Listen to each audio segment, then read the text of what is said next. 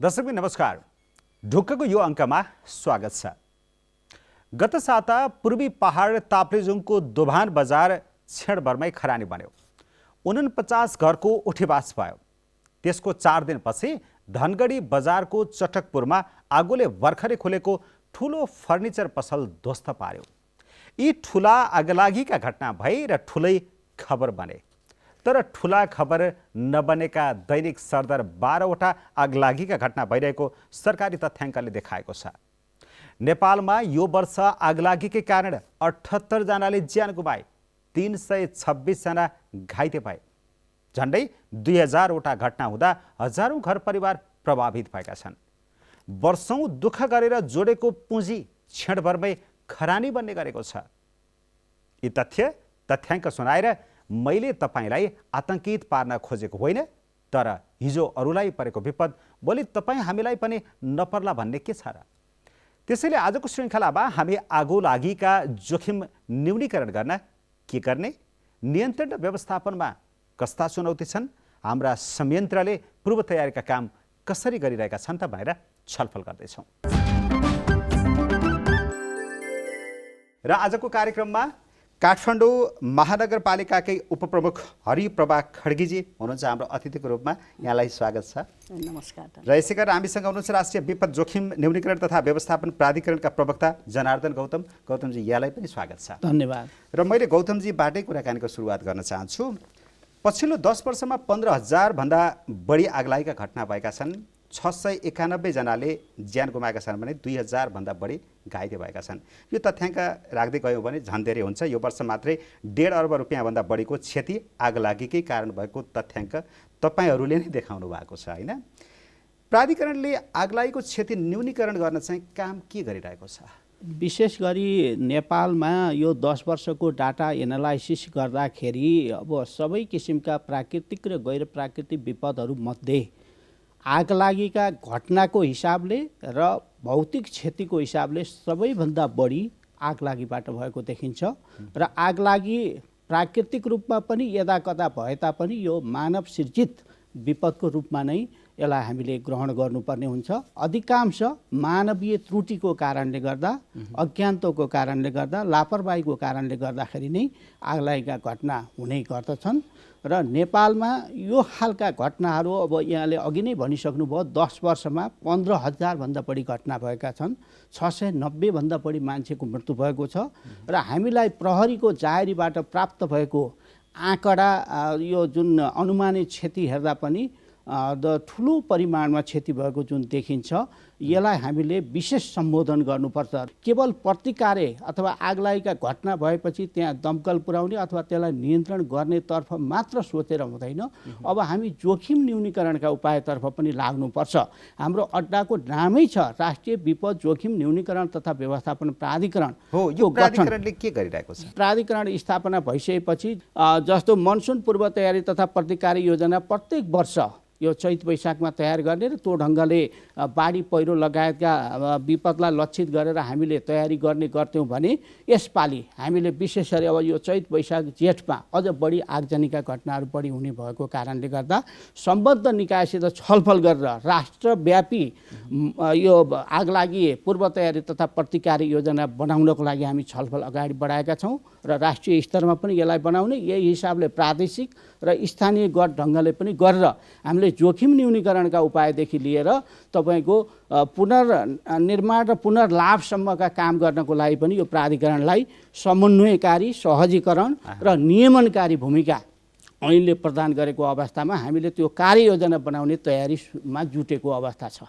हरिप्रभाजी, अब यो काठमाडौँ महानगरको कुरा गर्दाखेरि दैनिक औसतमा 4वटासम्म आगलागीका घटना हुने गरेको तथ्याङ्कले देखाउँदो रहेछ।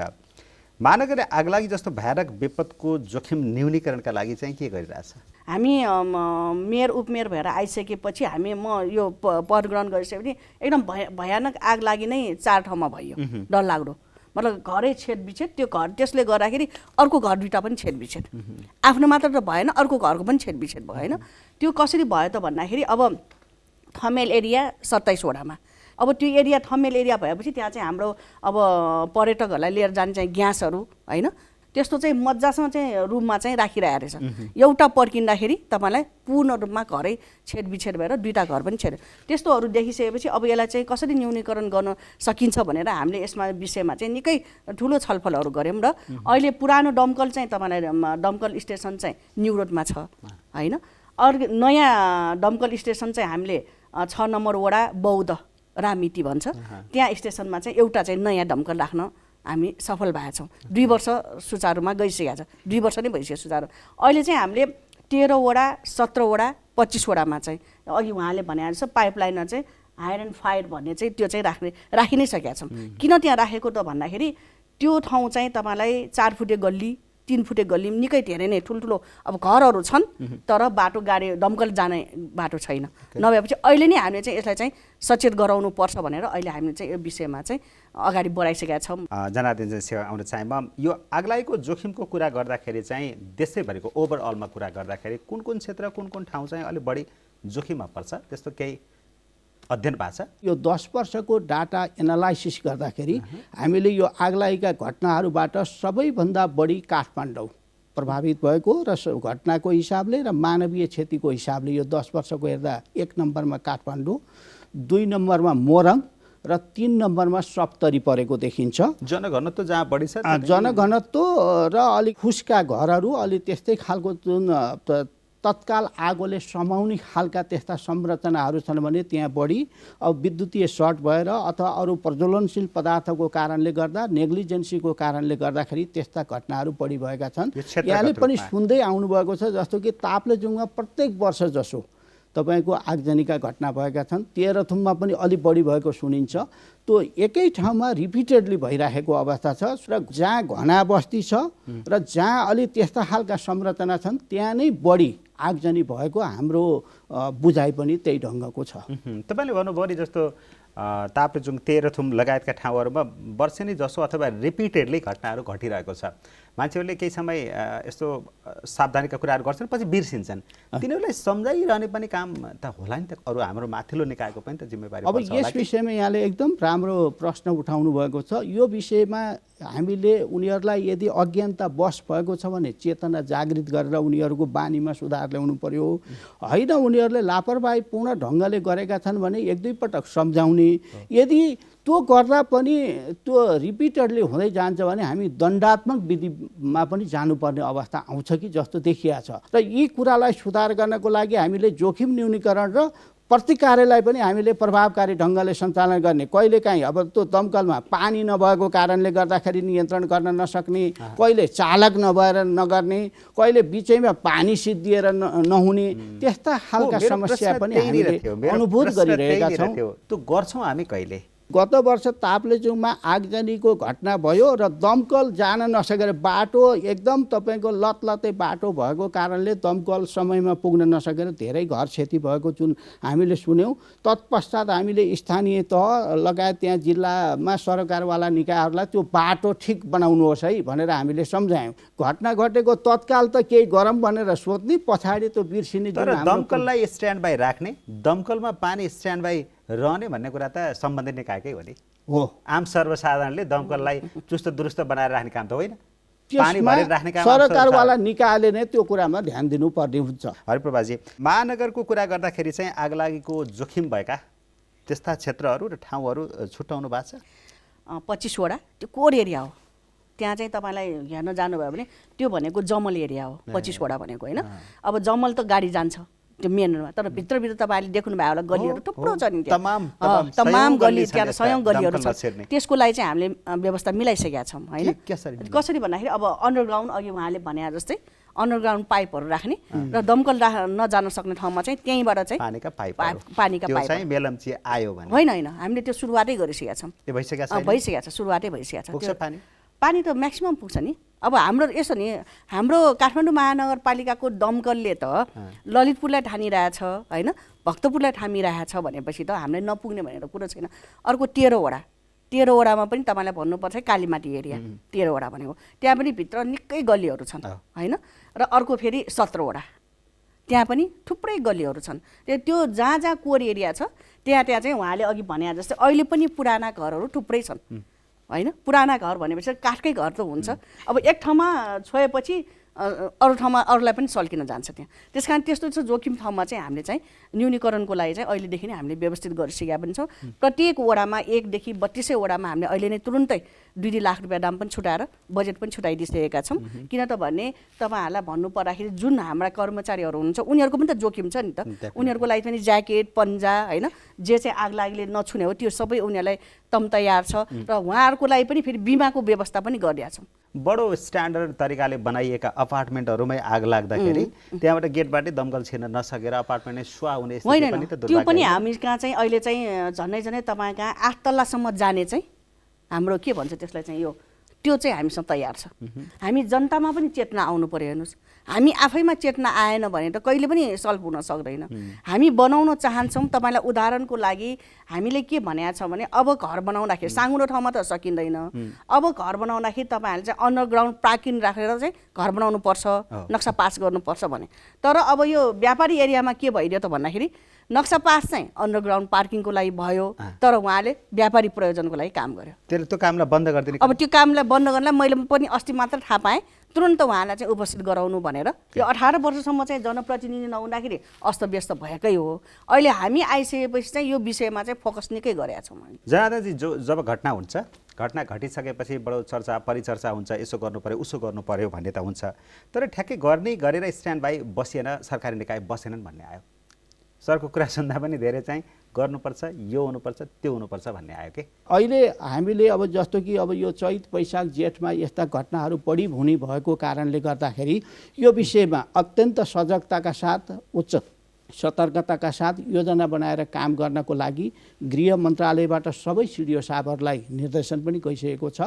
र सङ्घीय मामला तथा सामान्य प्रशासन मन्त्रालय मार्फत सबै स्थानीय तहहरूलाई पनि त्यो ढङ्गले हामीले निर्देश गरेका अवस्था पनि छ र गत विगत वर्षको भन्दा यसपालि डढेलोका घटनाहरू पनि बढी भएको र अहिले हिउँदमा पानी गत वर्षभन्दा अत्यन्त कम परेको र अत्यन्त सुक्खा र जर्जर अवस्थामा भएको कारणले गर्दाखेरि यो डढेलोका घटनाहरू पनि बढी हुन सक्छ र यो चैत वैशाखमा हावाहुरी चढ्ने त्यसले झन् फैलावट गर्ने भन्ने हिसाबले हामीले सचेतना जागृत गर्ने उद्देश्यले हामीले अब सामाजिक सञ्जालमा विभिन्न मिडिया मार्फत हामीले जिङ्गल बनाएर पनि प्रसारण गरिरहेका छौँ पहिलो कुरा त सचेतना जबसम्म हामी मान्छेलाई सचेत गर्न सक्दैनौँ अवेरनेस हो यो चाहिँ तपाईँले जुन टेलिभिजन रेडियोहरूबाट पत्र पत्रिकाबाट जो पहिल्यैदेखि दिइरहनु भएको छ जिङ्गल लगायतका टुल्सहरू प्रयोग गरिरहनु भएको छ यो चाहिँ प्रभावकारी अलि कम भयो कि केही काम त निश्चित रूपमा गरेको छ तहबाटै केटाकेटीदेखि नै आग लागे के हो आग लागि नियन्त्रण गर्ने के जोखिम न्यूनीकरण गर्ने कसरी सावधानी कसरी अप्नाउने यहाँले अत्यन्त राम्रो प्रश्न उठाउनु भयो वास्तवमा विद्यालयका विद्यार्थी भाइ बहिनीहरूमा यो खालको चेतना जागृत गर्न सक्यौँ भने त्यो विद्यार्थी मार्फत घर परिवारका अभिभावकहरूलाई पनि जानकारी हुन सक्छ र उनीहरूले सचेत पनि गराउन सक्छन् त्यस कारणले गर्दाखेरि यो विपद हरेक विपद ह्याजार्ड वाइज कम्पोनेन्ट राखेर पाठ्यक्रम बनाउनुपर्छ भनेर अहिले हामीले विभिन्न तहमा लबिङ पनि गरिरहेका छौँ र सायद अब यो हरेक तालिम प्रशिक्षण हुँदा पनि यो विपदको कम्पोनेन्ट राख्ने विद्यालयका पाठ्यक्रमहरूमा पनि यो कम्पोनेन्ट राख्ने र यसलाई जनचेतना पनि जागृत गर्ने उद्देश्यले अहिले पनि हामीले यो आगजनीका घटना बढिसकेपछि 1 नम्बर प्रदेशको विराटनगरमा हामीले डढेलो र आगलागीलाई लक्षित गरेर एउटा अन्तर्क्रिया कार्यक्रम गरेर त्यहाँ विज्ञहरूबाट प्रस्तुति गरेर यो खालको सचेतना अपनाउनुपर्छ है स्थानीय तहले सुरक्षा निकायले यो कुरामा ध्यान दिनुपर्छ भनेर त्यहाँ कार्यक्रम एउटा गऱ्यौँ अनि पोखरामा पनि गऱ्यौँ कमसेकम एउटा सेन्सिटाइजेसन गर्न खोजिराखेका छौँ हामीले आगामी दिनमा हाम्रा रणनीतिहरू चेन्ज गरेर त्यो जाने गरी तयारी गरिरहेको अवस्था छ म फेरि आउँछु हरिप्रभाजी यो मानवको कुरा गर्दा कतिवटा दमकल स्टेसनमा चाहिँ अहिले 2टा चलिरहेछ होइन अनि अहिले चाहिँ रामहिटीमा चाहिँ एउटा चलाइरहेको छ अनि अहिले 3टा चाहिँ हाम्रो टेन्डरमा गइसकेको छ 3वटा टेन्डरमा गयो हजुर 3टा टेन्डर टेन्डरमा गएको आउँछ कहिले हैन आउँछ किन नआउनु मलाई लाग्छ अब यो तुरुन्तै टेन्डरमा अब गइसकेको छ मलाई लाग्छ अब 2-3 महिना भित्रमा हाम्रो चाहिँ अब किन प्रोसेसहरू त छ नि त 3 महिनाभित्र अर्को नयाँ 3वटा दमकल काठमाडौँ महानगरपालिकामा देखा पर्छ आउँछ। देखा पर्छ। अर्को फेरि हामीले प्रोसेसमा 3 नम्बर वडामा पनि दमकल स्टेसन राख्ने भनेर अगाडि त्यहाँ जग्गाहरू खोजिरहेका छौँ। त्यो पनि अब रामितीमा त 2 वर्ष नै भइसक्यो सुरु भएको। जस्तै अघि भन्नुभयो 753 वटा नगरपालिका छ भने त्यो 154 दमकलले त पुग्दैन नि। त्यो त्यहाँ पुगुन्जेलसम्म होइन, त्यो त्यहाँ पुगुन्जेलसम्म त्यो डलेर खत्तम भइसक्यो। त्यसैले सबै ठाउँमा चाहिँ नगरपालिकामा चाहिँ एउटा दमकल चाहिँ उपस्थित नै रहनु पर्यो होइन। अब तपाईँले ल्याउने भनेको दमकल चाहिँ कतिको उच्च प्रविधियुक्त? अब त होइन, अबको नयाँको टेक्नोलोजी हजुर अहिले अब ठुल्ठुलो बिल्डिङलाई नै फोकस गरेर अब हामीले माग गरेका छौँ। अहिले नयाँ टेक्नोलोजी अनुसारले नै हामीले अगाडि बढाएका छौँ। त्यो चाहिँ अहिले पहिलाको दमकल र अहिलेको अहिले तपाईँले रामितीमा हेर्न जानु पर्यो, त्यो अर्कै प्रविधिको छ, त्यो नयाँ प्रविधिको छ होइन। अनि त्यसलाई चाहिँ हामीले औजारहरू राख्नेदेखि लिएर भण्डारण गर्नुपर्नेदेखि लिएर सबै कुराहरू चाहिँ अहिले हामीले म्याक्सिमम विपदलाई चाहिँ बजेटहरू चाहिँ म्याक्सिममै छुटाइदिएको छ। जनार्दनजी, सानो डाटा भन्छु, गत पुसमा मात्रै घुर बालेर ताप्ने क्रममा आग लागेका 33वटा घटना भएका रहेछन्। 6 जनाले ज्यान गुमाएको स्थिति छ, 12 जना घाइते भएको अवस्था छ। तराईकै कुरा गर्ने हो भने त कहिले के चिसोले कहिले तातो पाउनका लागि आगोमा जलेर मर्नुपर्ने यो विडम्बना हो। यो फेरि अर्को समस्या। यो सरकारले फुस र खरका छाना विस्थापन गर्ने नारा ल्याएको थियो।